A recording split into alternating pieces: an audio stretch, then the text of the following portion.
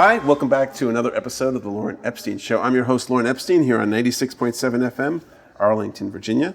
Today we're broadcasting from Las Vegas, Nevada at the Unleash Conference, which is a conference on human resources and technology and the convergence or the car accident of these two things. With me today, I've got some very special guests. We are going to talk about bringing technology into the organization and what that does to you and how we make that happen. So I'm going to read some stuff to you first. So by 2025, over $400 billion will be spent on digital technology, with $30 billion of that on human resources. Yet the majority of investments will fail to drive the business case promised. And why is that? Because year over year, 74% of organizations repeat the same ineffective methods of training and change management that fail to empower employees. That is quite extraordinary. And I think now it's safe to say that we've reduced the cost of so many things. Holding talent, engaging talent, and keeping the people in place is probably the next frontier. So with me today, I've got Holger Mueller. Am I pronouncing that right, Holger? Perfect. Great. And he is the Vice President and Principal Analyst for Constellation Research, covering next-generation apps, applications, and human capital management. Holger provides strategy and counsel to key clients, including chief... No, enough, come on. Let's get enough, to the show. Enough. This is what people you got. Can read up my bio, that's tough fine. It's made long for people to stay on the website, he not likes for a radio long show. walks on the beach. Walks on the beach So are great. here's what I learned about Holger today. He coined SHOEY. And SHOEY, so he came in and we're in this little room in the media center and I'm wearing my green sneakers. He's like, why do you have green sneakers? I told him why. He took a picture of it. He has got SHOEY. So if you go to Twitter and you see SHOEY, Hashtag SHOEY. Hashtag so SHOEY. If you see me, you have a colorful sneaker, that's preferred. I take hashtag SHOEY because I think there's too many selfies in the world and not enough picture of nice, beautiful shoes. Do you ever put a barefoot in there? No, but if you hear the show and you meet me with barefoot, I'll take a barefoot. SHOEY. I won't be barefoot. That will be not pretty. But, this is not a commercial show for pedicures, right? So no. And but also with me today is Nicole Lindenbaum. Nicole is the Director of Product Marketing at PeopleDoc. She writes and speaks about human resources, the delivery of their services, the technology, digital transformation, and the future of work. Nicole is a very educated young woman. And, I shouldn't, I was saying this to my wife the other day. She's like, don't say lady, say woman. And don't characterize, and I'm like still learning to be more... very well-educated professional. Thank you. Very well-educated professional. Appreciate But I'm that. feeling right at home here. Epstein, Lindenbaum. Yeah. So, Kale, We're sorry. all Yeah, well, Europeans. there's one odd exception. The outliers. And German. German heritage, right? Müller, so... German is European? German? No? Yeah. It's not like the English who think there's Europe and the English. No. Germany is European, no question about it. Because my grandparents spoke German. Okay. Yeah. They spoke Yiddish and German. And so we're going to talk today about technology. So I think it's probably fair to say, characterize where have we been? Like, what's been going on in the past that has led us to this point of technology in the business place? Whoever can start, we have plenty of time. Well, we live in super exciting times because technology has always been behind. Oh, I get excited when you just say that. Okay, I'll tone it down. No, really, because I got to tell you, so there's a lot of anxiety in somebody like me who's like, what's happening? Well, that's Skynet. because it moves so fast, right? So we're still far away from Skynet, in my view. But for the first time, technology can do more than what best practice demands. And there's only two areas where technology is still behind. One of them is standing on the table here. Smartphone batteries, right? They don't last long enough, and network access. For everything else, what you want to store, what you want to compute, what you want to analyze, what you want to find out, what you want to anticipate, technology for the first time can do more than what best practice in business is. Best practice in business is I get my report in the morning, I look at my analysis, right? I show up. If I'm here, the human, I click on stuff, I look on stuff, then something comes to me. But technology can now bring stuff to me without me showing up. Finding out that I'm late to work, I'm late for the meeting. Finding out that I'm no longer there, and my boss should know, right? All these things can happen now and changes best practice. So we live in this area of best practice uncertainty. It's no longer easy for software vendors to say, this is the software I have to build. If I build all these things, I get all the checks and the RFP. No, we experiment in companies to find out new ways to do better things and different things. And that's the exciting part, which is powered by technology. So other than, go ahead. No, just to follow up on that, I think that, Lauren, you brought up at the beginning this sort of idea that we're investing a lot in technology, but a lot of those projects fail. And I think where I see that happening is technology is now changing the way that we work, but we haven't changed the way we work yet. So we now have great possibilities to do things in different ways than we've ever done before. And yet we have this practice behavior of I go into the meeting with my report and I work a certain way. And I think we as humans are catching up to what's possible now with technology. And it's creative, right? There's not the professor, we saw Professor Hamel here, right? But there's no professor saying, this is how you should do business in 2020 with all these digital technologies to attract people, to retain talent, to be compliant. There's no best practice book yet. This has to be experiment, has to be found out. Somebody has to find out, do I throw all my HR data in a big data cluster and run else on top of that? In which cloud do I put it? And some people are going to make mistakes, unfortunately. That's part of learning. And some people will thrive really well. And the ones who are thriving more, eventually the word will get out about how they thrive more. And that will kind of distill best practice candidates. I expect that in the next 2-3 years to come. That makes life for the SaaS vendors much easier because there's a couple of ways of doing things. We see this, we can talk about this later, for instance, performance management right now. Or we're going to have more of a period of creative destruction, where people just keep experimenting and find that thing. And then maybe in 10 years, there will be a professor who writes the book about how HR best practices are in the digital transformed industry. Maybe not. Let's do a bet when the book's going to come out. Or who's going to write the book? Even better. So what we talk about, and this is very exciting. I mean, there's no question we live in exciting times. I don't know if that can be said more now, right, than any other time in our existence, because of the pace of change. Maybe we can do even a SHOEY hashtag. A SHOEY hashtag. I mean, who would have thought about that 10 years ago? Right. I mean, when the people talk about the future, they're not talking about 10 years out. It's like next year, or the year after. And Jason Aver book was on, and he was saying, like, look, Lauren, in 2 years, we're not talking about 5 years, but in 2 years, you're going to communicate with your technology by just speaking to it. Or it's going to be on your mobile. It's going to be wherever you are. And so the question I wanted to pose to you, because you both have a lot of experience here, is, so what's the why? Right? What's the reason? To what end are we as workers and as human beings trying to reach, to attain? Well, I do think there is the notion of this sort of conversational experience with technology that we're seeing more and more, that, the fact that I can speak to my phone, to Siri or to Alexa in my home, brings this human experience to the technology. And I think people are looking for that. And it feels a little weird right now, maybe because it's a robot answering you back. But I think through things like that conversational experience, or like personalization of software where you're getting certain content served up to you based on who you are, those are ways that we've actually now taken this technology, made it much more human, and made it much more closer to our real experiences in the world. Absolutely right. So, think about the keyboard. Why is the keyboard design the QWERTY design? You guys know? The old typewriters, so the keys didn't hit the each keys other. didn't jam up. So when the first typewriters came out, there was no defined keyboard design. There was, again, creative construction, destruction about different keyboard design. The QWERTY design won because the keys would jam. Not jam. Not jam, yeah, but they would jam if they were in a different technology place. was that a professional typist, right, who types like 600, 700 things per minute, which we all together won't probably get, right, will not be able to jam the hammers. Now, we're still using the QWERTY keyboard, and none of us are professional typists. And there is no hammers.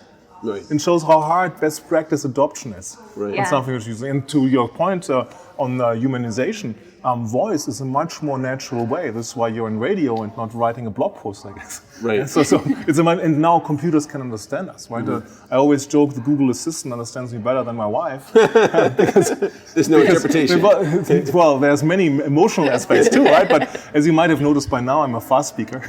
I have some kind of European accent, and I have a dark voice and mumble, right? Yeah. So this is really some hard kind to of understand. European accent. Some kind of European accent. The generic European accent. It's very soft. It peeks out every now and then. Nothing I can do about it after 19 years in this country. It's the classic villain European accent. Google Assistant understands me. Yeah. Because there's a neural network behind it, which knows my quirks, my mumbling, other parts, it's individual to me. So you think we're going to become fully actualized? I mean, is that what we're talking about? Like if you're talking about like, hey, look, technology completely understands me. I don't have to. I'm not interacting. There's no interface between me and the technology.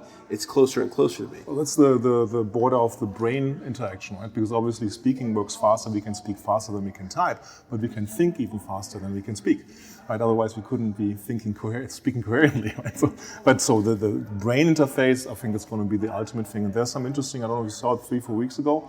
MIT showed a prototype of a rather not very elegant construction where the gentleman showing this was thinking certain things and would be typed on the computer. Yeah. So I think we'll be getting there, and I think people will endorse it because of the speed of thought, right? So long a dream, right? To get something done is going to be an amazing thing to have. So why are we so afraid? At the moment, I think there's no reason to be afraid. But why are we? Because it's the unknown. Yeah. When you sail to America, will you fall off the Earth? Because the Earth is a plate. Right. What will happen with all my data? On the flip side, you see, how many people are on Facebook, and many people are actualized on Facebook, pretty much, and with no concern, right? Because normally you should think, hey, if it's free, probably me and my digital exhaust is the product, not if I don't pay for it, right? So people are not afraid in that, and I think people will flock towards convenience. Gotcha. Yeah. So if people are afraid of what's unknown, right, and also people will flock to what's convenient, how do we start to mesh things? Because one of my concerns for my listeners is that they're thinking about technology as this big thing, right? They're not looking at it as digital, where it's a combination of things or an experience, and what's the juice for them, right? I mean, I get the juice for you. You're excited about this. I'm excited about talking to you guys about it. But why should someone care? Like, that if they're not a knowledge worker, right? How is this going to affect their lives? And should it be just like, okay, well, I'm just going along for the ride, like it doesn't really matter? Right. But tying back to the HR topic, right? The most regular interaction happening in a company between the employer and the employee is the paycheck. And the paycheck all of a sudden is on our smart mobile devices, can be accessed easily. Questions can be asked more easily. I can show it to get a credit, to get approved for purchase, whatever. And so the accessibility with pretty much all of the workforce in the first world having a smartphone of the most regular interaction makes things much more human, much more easy. Instead of me going back asking some service center person to send me a fax, my fax got jammed.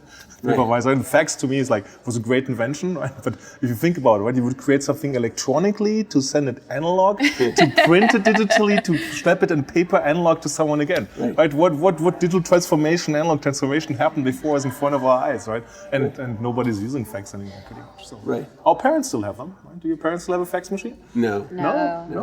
My parents still have one. Okay. Do you fax them? No. No. From your phone? It's shocking when a fax arrives. It's like a telegram almost.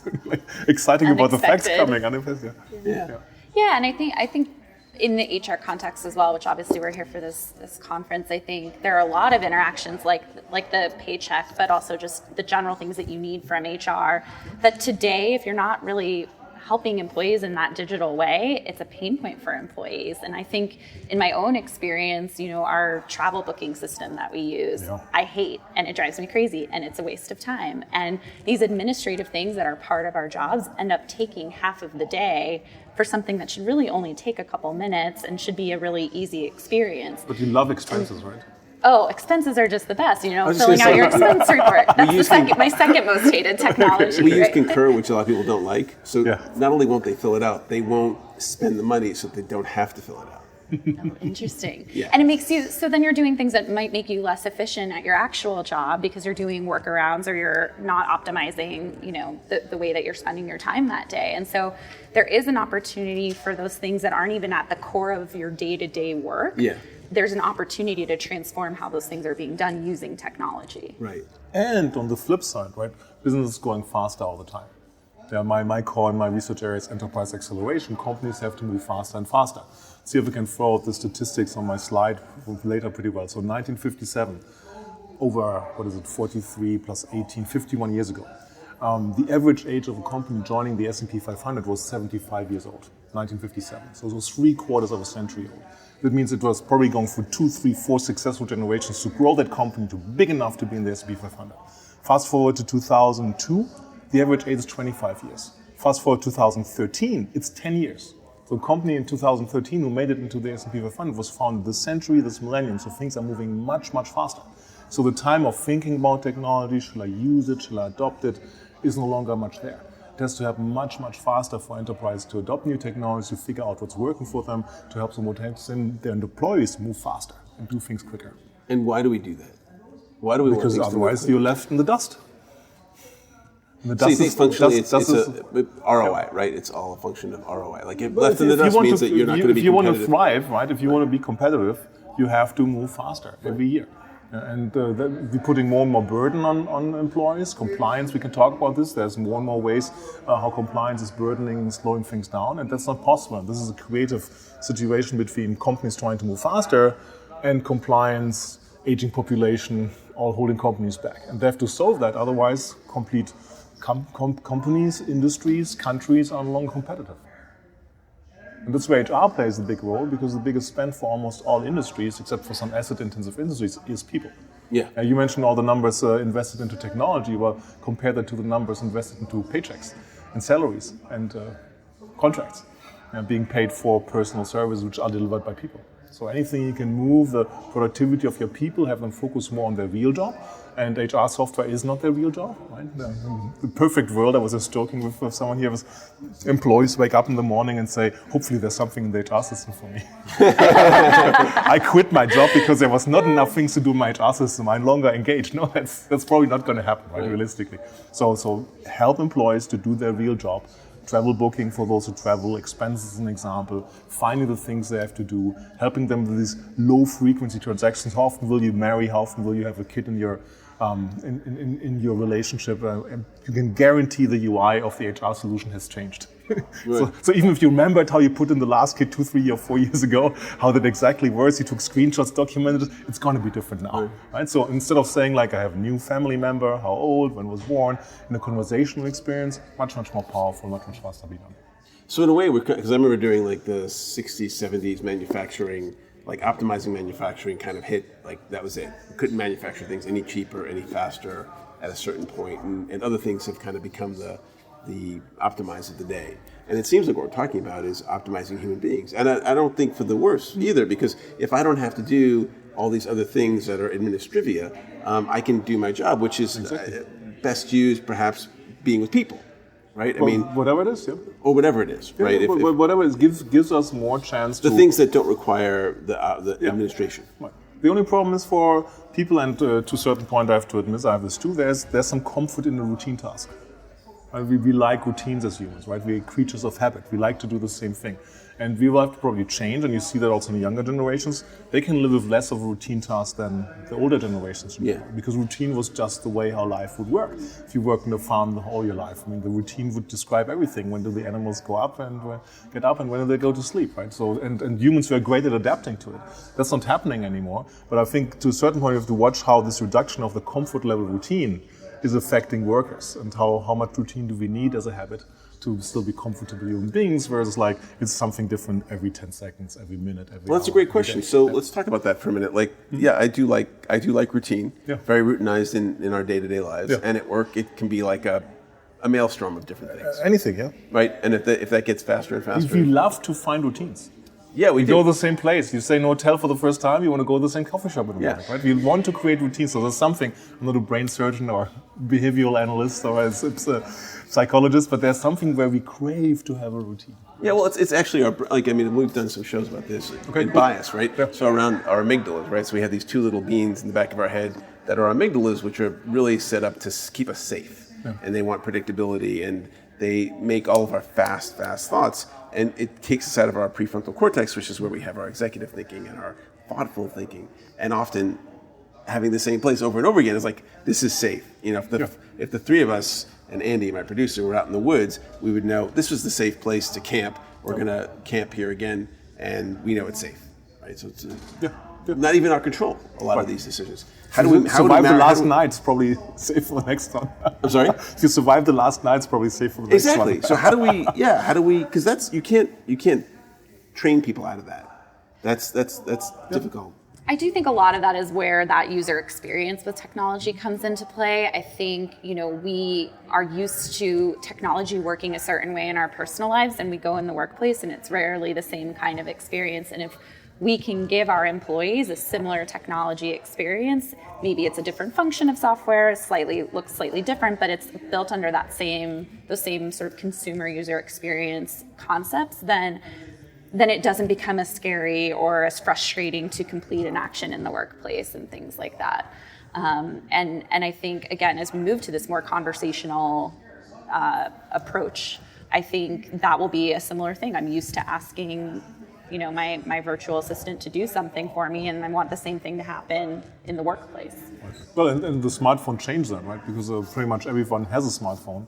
You use it for the consumer applications, and then you have to go to work and use a PC or find a PC, or you don't even have a PC, you have to find a shared PC, and it's not up to date and has to be upgraded and someone else is using, and you say, why can't I have the same thing? And when you have it as a mobile application, which most vendors still struggle, it's not the same appealing user experience like you're used to from the people who compete for you for free. But that's the difference, right? Your company paid a lot of money for everybody listening for those applications, and you're not the product, right? Your data exhaust is not the product, whereas it's the other ones, the Facebook and Googles, which are for free, they compete for your attention and for your data.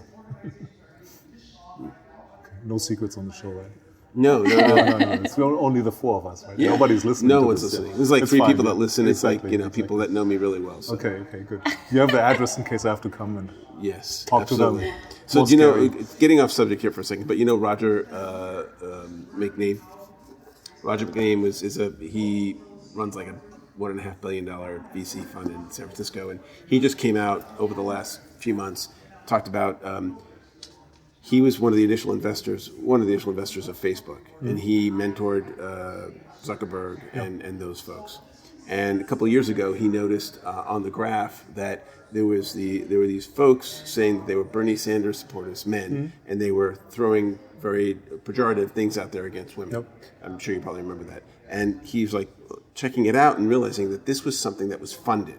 Yep. This was not like this was a seriously funded thing. And then there was another story about within that same few month period, Facebook kicked off a consulting company like Cambridge Analytica that was doing something wrong. And then there were two other things. Yep. So he took this information and he went to Cheryl and Mark and said, look, you guys can be the hero of this story. You can share, you can investigate this in 3 seconds and just say, hey, there were some mistakes or something's wrong. We're going to clean it. We're going to fix it up. Yep. And they kind of pushed him aside, right? So in their minds, and this is the way he communicated, so I don't know, but is that they're running a business. Their business is to break it, apologize, repeat, right? Which is a big kind of technology thing. And in a lot of ways, if companies...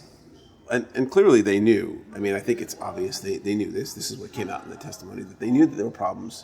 They knew the problems had to do with people's privacy and data, and they wanted to make it available to companies.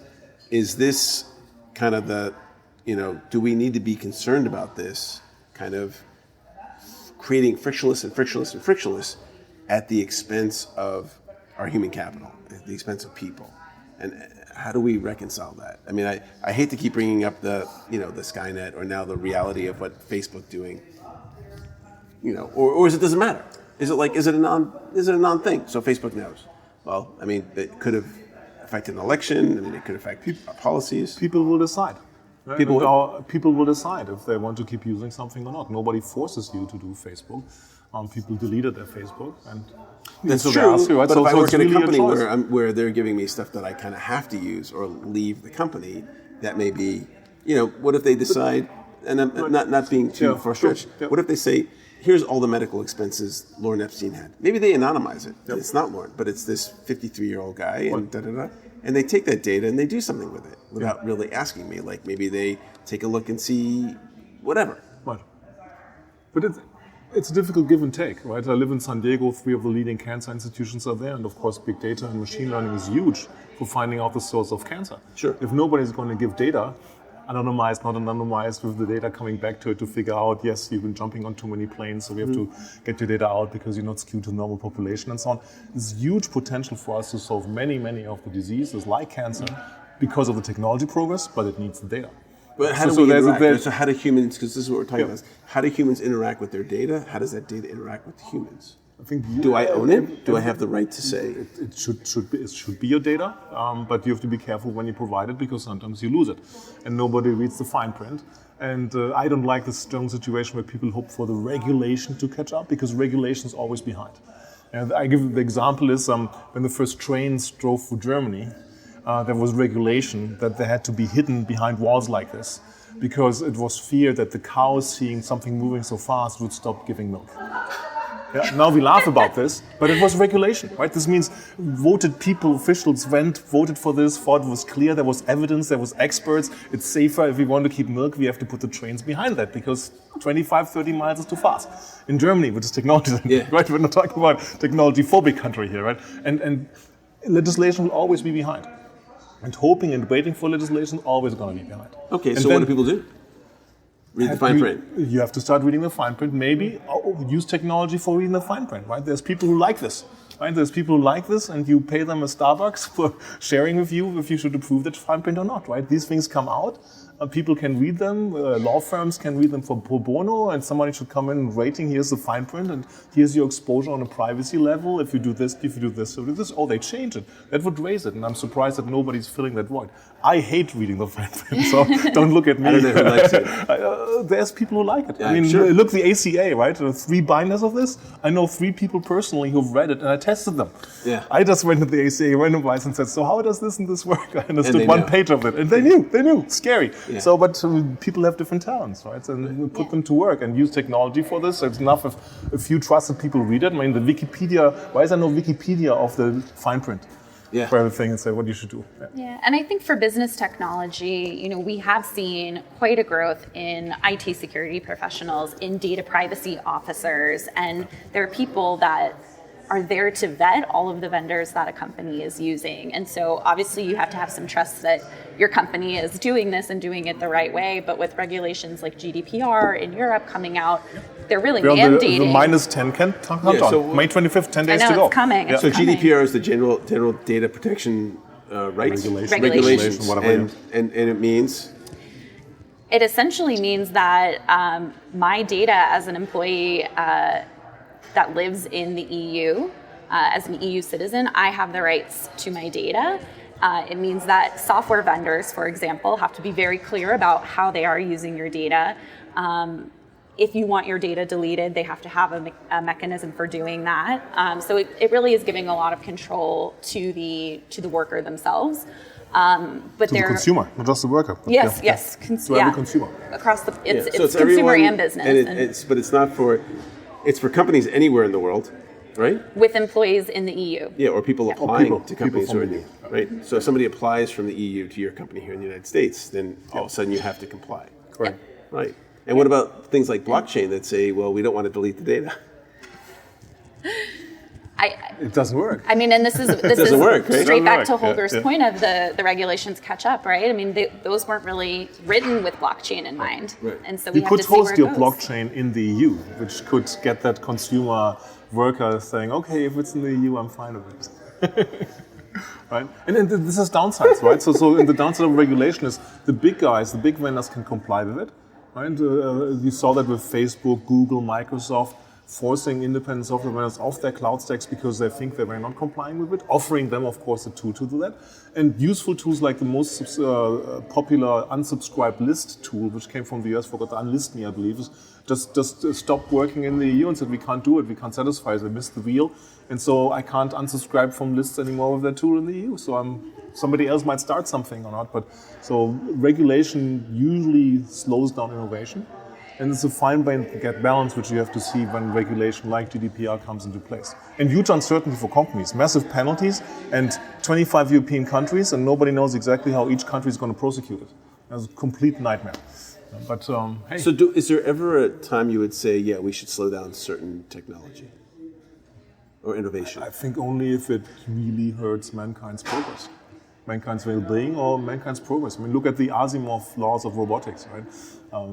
That's I think good guidance, right? Yeah. So, and as long as people want to put their data on social networks and know what happens with it, fine, let them. Yeah. Do you remember the 3 laws?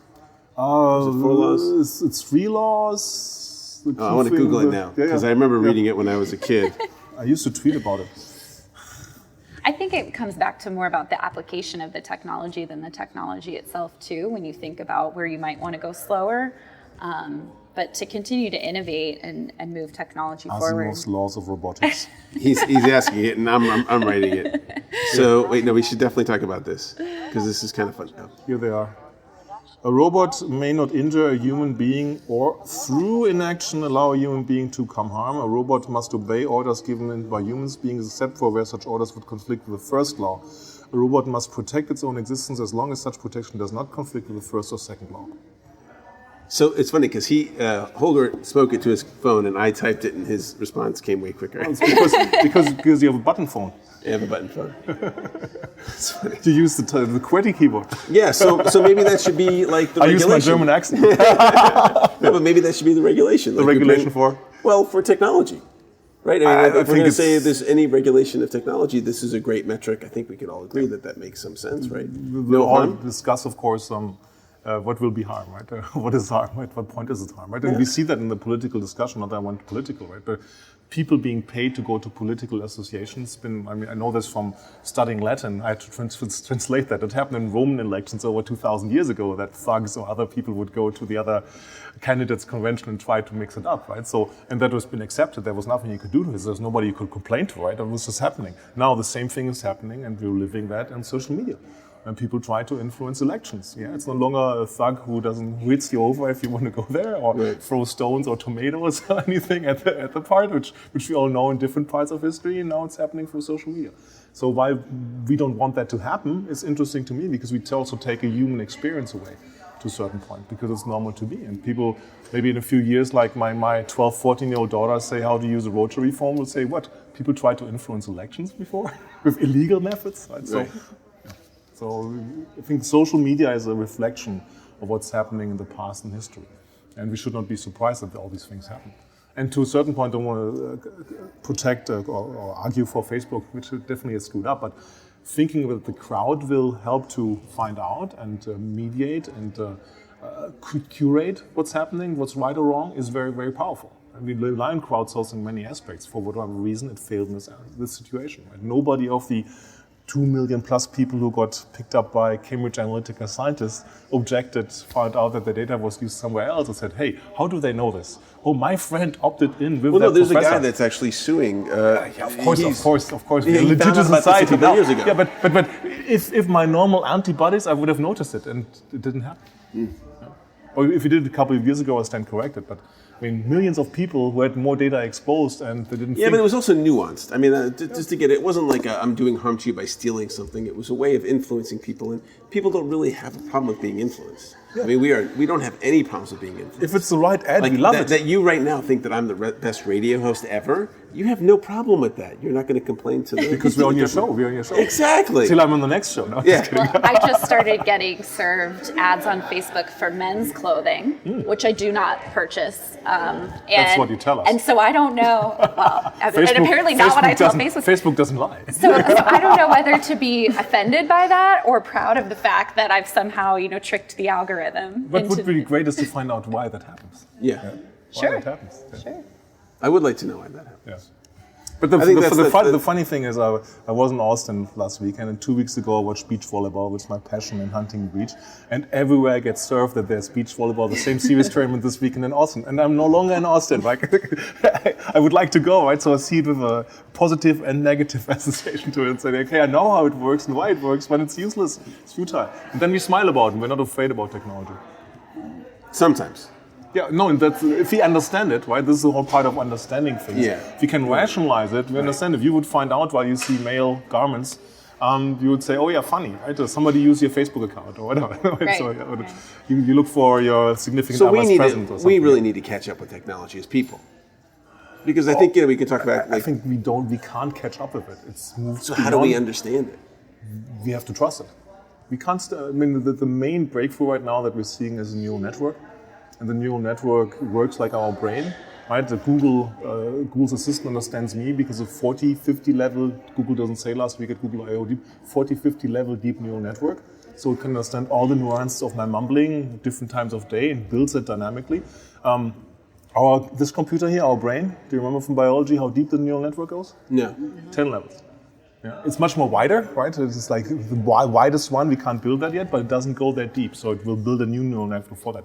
And you cannot explain neural network. And neural networks are the things which are coupled in this age where we live of infinite compute and infinite data, where it's constantly morphing, constantly getting better, and not statically there. And the whole explainability, in my view, which is this argument around the ethics of AI part, is impossible because even before, I mean, give you some of my background. I'm in product development for a company called FICO. You know the FICO score as an example. And the FICO score is easy to understand if you're allowed to explain it, which you're not, and I can't explain it here on your show, unfortunately.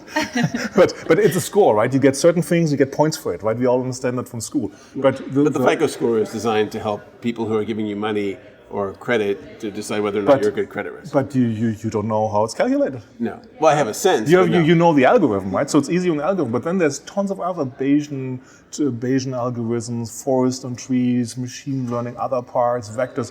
Nobody in a board who makes a decision, we're going to use an algorithm, say, okay, explain me the mathematics of this again. Remind me, take me back to whatever advanced course. And now that I understand it, please apply it to my data. And tomorrow morning come back because the data said we've never done this in the past. So I'm ridiculous to a certain point. The AI ethics conversations, we have to understand AI has to be explainable, especially because we've departed the explainable part since a long time already. Once the train has left the station, there's literally no catching up. And that may be the reality where we're at. People need to get that this has already happened. This has happened. This has happened. This happened a long time ago. Yeah. And it has left the station. You're just reading it now in the newspaper. We have not involved into PhD math with those data scientists that we could debate any analytical model which is thrown at us with merit and depth to understand it, right? That train has left the station, right? Yeah. And I think what I hear from a lot of HR practitioners that I speak with, they know that these things are happening and are going on, and they maybe even have corporate directives of you need to be using AI, and how are you thinking about how you might use blockchain? And they don't know. They're not, the technologists themselves, right? And so I think... We're going to take a quick break. Sure. We'll be right back. We haven't taken a station break. So you're listening to The Lauren Epstein Show. I'm your host, Lauren Epstein. We are broadcasting from Unleash here in Las Vegas. We'll be back in just a second.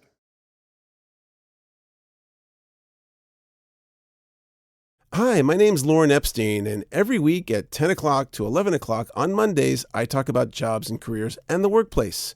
We've done shows on pot in the workplace, the salary secrecy laws, and how to write a resume. I'm inviting you to come on our show. If you're interested or have show ideas, you can give me a call at 240-876-0276 or email me at lauren@electriccow.com. Or you can go to our webpage at laurenepstein.com or our Facebook page, which is also Lauren Epstein, and our Mixcloud account is, and you guessed it, Lauren Epstein at mixcloud.com. Hope to see you here on the show soon. Welcome back to the show. I'm your host, Lauren Epstein, and we are talking about the intersection, or maybe the collision, or the train's already left the station, so nobody's going to get it. The synergies. All right, the synergies. With my guests, Holger Mueller and Nicole Lindenbaum. Go ahead, Nicole, you were saying. Yeah, so I think, all of this technology is happening around us, and we know that it's happening, and we know that we need to be doing something with it. The folks that I speak with in HR are really focused on defining what are some of those use cases and what really is a more practical application of this. And they do go to conferences like Unleash, where we are to learn, how other people are doing things. But I think there's big question marks for everyone. And we know there's this powerful technology, but how is it actually going to affect me in my day-to-day work? And what should I be doing around it? And what do you think? What are some of the things that they're thinking about implementing? Well, I think a lot of people are thinking today chatbots, and tomorrow could that be some kind of more smart interface? And can you explain chatbots real quick? Sure. So the idea of a workplace chatbot where when I need something from HR or IT or to do that expense report, similar to how we might on a customer service website that we go to as a consumer, there could be a little chat window that opens, and I can enter some text in there, and it's going to spit back an automated response. Well, over time, those systems can start to learn a lot more about and become self-learning and provide better, smarter answers that might, again, start to feel more human than that frustrating feeling you have today when you type in a chat window and it sends back some nonsense that is just, it's not human on the other end. So I think that's a place that people are really starting to look at. I think people are also starting to they're looking, I think, a lot to the software vendors in this space to see how they might use these technologies. We do have customers that are using things like robotic process automation to complete certain tasks that are manual, repeatable, and a bot can do it. You don't need a human to do it. But I think everyone's just kind of dipping their toes in the water and still looking for a lot of direction on how might I use this smarter technology. See, I'd be great if I could just take a picture of my expense report and it just automatically goes in. It's the last thing I do with it, right? Or even something simpler. I don't think anyone would argue with that, but is that something that I can expect to see? It's happened already. Yeah. When does it do this, which should not be mentioned here? You mentioned it before if you paid attention before. Well, you mentioned the vendor before. Yeah. No, but seriously, you take a picture of your receipt, it recognizes, OCRs it, and does your entry, right? Right. And you should pay with your corporate credit card. There's nothing. The biggest orgasm in the world you can have from an automation of software perspective you can have when your corporate credit card pulls in the expense entries and you just have to click approve. Yeah. That's the best experience you can ever have as an enterprise software user. Possible right now? Yeah, it's impossible. It's a long time. But not enough companies have corporate cards or don't set up the interface. Pretty much every expense solution can pull in a corporate card or any card. If I can put because I use my personal card, just throw my personal card in when I pay my expenses. Well, then we're back at the privacy part, because what you take in, take out, right? Then you have to start flagging. But again, artificial intelligence could figure out, well, you were in Las Vegas. Probably the things in Las Vegas, through a little dialogue window, say, tag me what was private and what do you want to push on, right? They're talking about driver's licenses taking away the birth date, because when I show an officer, or I'm over 21. And if I go to a bar, they say, well, let me see your ID. I don't need to show my birth date. I just need to prove to him that I'm over 21. He doesn't need to see my address, right? Scan my barcode. Right? And just, yes, this person lives in America, or this person is over 21. Yeah. So that the amount of information and how I get, it would be great if I had more control over that and how that interplays with the rest of the world. Right. It's been a really good conversation. So what do you think the future is going to hold? And when I say the future, I mean the next year or 2 years of real stuff. Well, I hope we'll see much more human software. In the sense what does that mean? That works more the way how we work. Yeah, I was at Microsoft Developer Conference last week. If you have used Windows, latest Windows timeline, you go back to the documents as you use them, right? We don't think in folders, structures, and timelines, but I worked on that presentation yesterday. Instead of navigating a folder structure, remembering it all here or through the post-it, right? Just go for the timeline and open that document from there. Or your browsing history, right? So, and it's not an endorsement of Microsoft, but it's an example how the vendors are looking into making it easier to work with software on operating system level, right? Which reaches millions of people, not just an HR solution, which reaches maybe 10 million people if a successful vendor, to make work more human. And that means also, of course, like we said many times here before, that you can use speech, that you can use anything to work less on administrative parts and open more room for your creativity, so you can really help your company move faster, because you can do your job better. I grew up on DOS in the 80s, and then Windows, and I've tried using Apple products, and I'm like, I know this is so easy, but it's so hard for me, because it's not what you learn. What I learned. Yeah. I'm offended by the bouncy balls. This is like a children operating system. And then the Apple fanboys and girls say, hey, you can take it away, but I never see anybody taking away. So maybe there's a routine and some satisfaction by clicking on icon and it bounces. No, I had a similar challenge. I switched over to Mac a few years ago, and it was a very, very hard shift for me. And I think that... How can it be? It's so intuitive. That's so easy to use. Yeah, that's spoken like an Apple fanboy, for real. And you can't complain about it. Yeah. It must be you, right? Right, but I think it all goes back to that learned behavior that we have, and the opportunity that technology is affording us is to really change how we do things. But as long as we're sort of stuck in our old ways of doing things, we'll never actually catch up there. And you're absolutely right. It's a routine that we have, and if you change a routine like an operating system, or you switch cams on your smartphone, it's hard. On the flip side, it's good for our brains. right? So to rewire new synapses, find different ways of learning, and it's a great experience because after a while you can say, hey, this one's easier, this one's better. The question is, can you then move back again? Or do you have the guts to move back again, or the courage? But what you're talking about too is having computers and technology work the way I work. Yeah, so maybe that's much so more that I don't common. have to learn. I can just forget about relearning, just talk to it. Like I love the Star Trek computer. Yeah, right. Computer, do this. I want to know who's the competitor of the Star Trek computer. Right? Because in competition, what does it do different, right? Because if you believe in free markets, there has to be competition to move things along, right? This is why we have this. Well, this is why we have these different operating systems, right? There's only 2-3 left in different areas, and they work differently because this is better, and you have choice. And I never see this choice in Star Trek. There was no competitor to the Enterprise. I don't know why they do that. No, there were lots of other Star Cruisers, right? But on which operating system level were they on? Or was a different company which does this better? More holographic? You had like the competition of warp speed, right? Something like this, right? Yeah. Cool. So any parting thoughts for our guests before we sign off?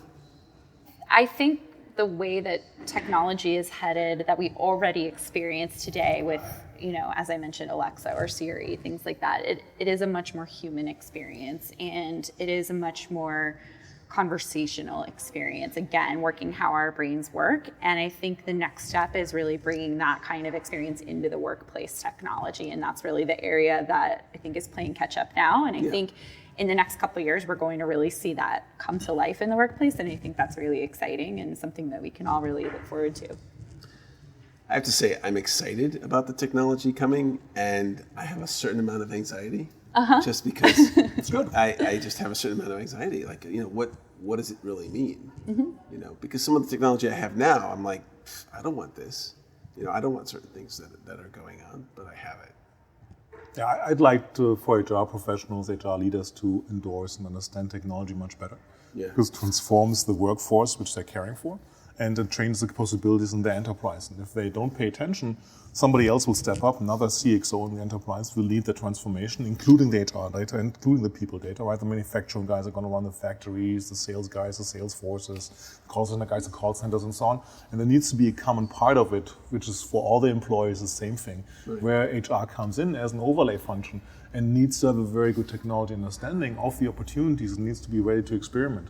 I don't see HR leaders experiment, having the guts to experiment enough because they might have gotten burned by some talent transformation or strategic things in the past, but you can only learn, move fast. Well, and HR, inherently, those leaders are risk adverse. Yeah, I mean, they're just you have to in. become much more risk takers. Yeah. In an age of business process uncertainty, you can't be risk averse. Yeah. You have to take risk if you want your company to strive and do well. And it doesn't mean that you have to fail, right? You do it carefully, you go fast and you fail fast and you switch fast.